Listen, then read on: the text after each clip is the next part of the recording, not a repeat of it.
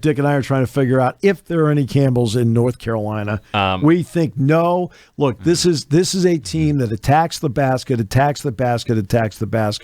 When you look at the percentage of points they get, 9 times out of 10, even 9.5 times out of 10, the normal number is highest number, 2-pointers, percentage.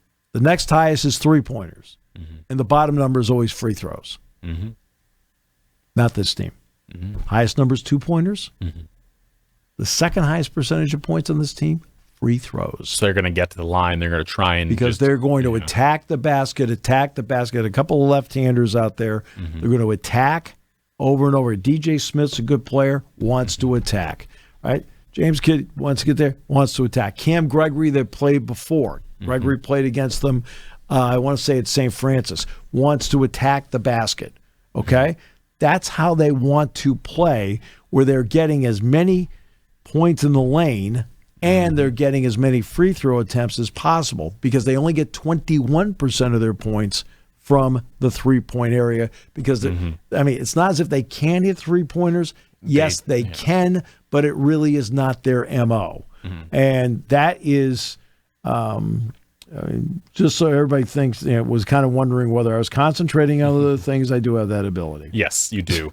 In this last game, Penn State took down Sacred Heart. I know didn't see the game. You did not see the game. I know. Yeah. Kayden was the Big Ten Freshman of the Week, by the way, because he had 8 steals. Which he's only the third player in the history of Penn State basketball with 8 steals in a game. Money Brown had 8 against Rhode Island. Ace Baldwin had 8 against Northwestern. And now 8 for Kayden Mingo against Sacred Heart. Those are the 3 that have had 8 steals in a game for Penn State. Pretty good company to be in. It's pathetic. I know that. So I'm surprised Dick Girardi hasn't called in and told us that. Dom Stewart was put back in the starting lineup. A big reason for that is that Dom is playing pretty well defensively. We know that Dom can shoot, but it's one thing about what Dominic's been able to do. He has worked hard. Now, we all know he's a good shooter, especially that wing 3. He's worked harder to be a better defender, and it's showing. So I think that put him back in the starting lineup, and Eli Rice has been coming off the bench. He went 3 for 4 from 3. Eli Rice, Dom Stewart went 2 for 6 last time, so combined 5 for 10 from those 2. I think if Mike Rhoades, you're happy with that number. It's a pretty 50% from 3 on that is pretty strong. Of course you are. So Penn State now, by the way, Meli Tuncha had 2 blocks in this past game. Yes, Meli. Yes. To add into that. So we'll see what Penn State's got tonight. I didn't have Meli on the old bingo card with 2 blocks. You didn't. Yeah. I'll tell him that next time I see him. No, I'll tell him straight to his face. Yeah. He'll laugh about it. Have you ever talked to him? I have not yet. He really is. Right? From Turkey. Right? Only child. Parents actually came over for Thanksgiving. Actually, his parents came over the week before Thanksgiving. No, they came out the week of Thanksgiving. They were there they played Tuesday night with BU. His parents were there.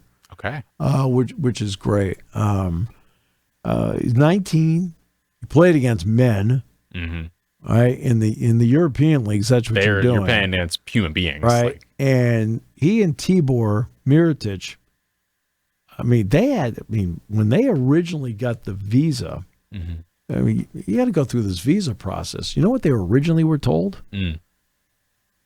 October of next year. Oh, so they weren't expected to play for Penn State until 2020. No. They were expected to play this year. Oh, they were told by the government. Next. Right, next year.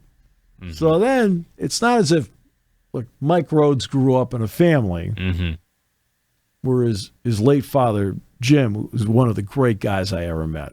Jim Rhoades, one of the great guys I ever met. And it's not as if Mike didn't have some connections politically to make some phone calls. Well, when he was done with that, they got it up to October of this year. It's still a little close to the season. A little tough. And then finally, out of nowhere, they were able to get him in time for International Orientation Day here, both of them. All right? So they had to fight a little bit to get them both here. And Tibor, I think Tibor is going to be a 10-6 guy, 10.6 rebounds.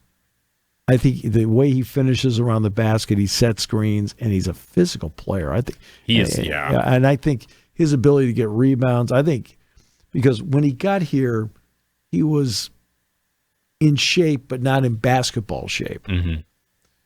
Then in the preseason, got banged up a little bit, so it kind of slowed him down a little bit. Now he's rounding back into basketball shape, and you see it on the floor, makes a difference. Melly, and we were talking about Melly, right? Same story, and as I mentioned before, only child, the whole deal, right? Sees all the chess pieces on the floor. The only thing that delayed him is on the first day of practice. First day. Okay? Gets banged up. I'm like, you got to be kidding. I mean, it happened like 30 feet in front of me. I'm sitting there like going, you got to be kidding me. Right? Head slams. So, like, you're just like, I'm not going to get in what the injury was. Well, I'm saying your head was just like... Right? I'm like, because you're watching, I'm going, boy, this kid can really play. Man, look at him, man. He sees the floor. He makes passes. So it just took him a little bit to, like, get through it. He finally got through it. And now you see him out there playing. It's like he just sees the other 9 chess pieces on the board so well.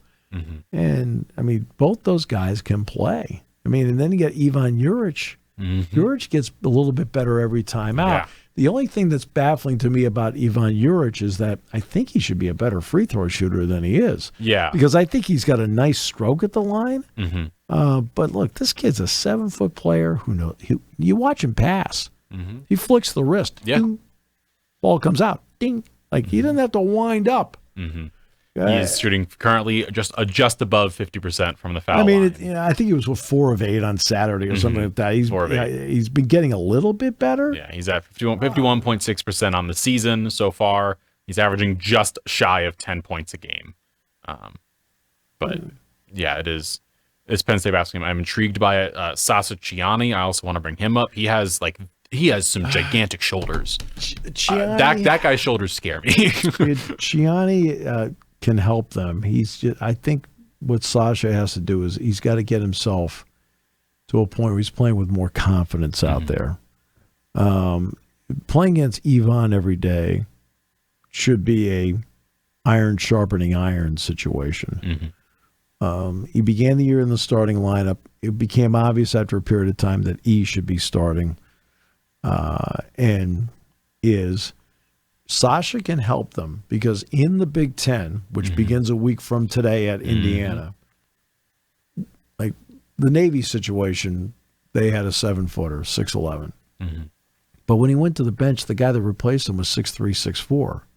In the Big Ten, the 6'10" guy goes to the bench, and they bring in another 6'10" guy. Bringing a guy who's 6'11". So you're going to have to face bigger players on a more consistent basis, and it's not like Sasa Ciani has not faced them before. He's he's a 5th-year player. Thanks for listening to Sports Talk with Steve Jones. Catch the latest from me on the 7 Mountain Sports YouTube page. Find clips of the show on Twitter, Instagram, and Facebook by searching up 7 Mountain Sports.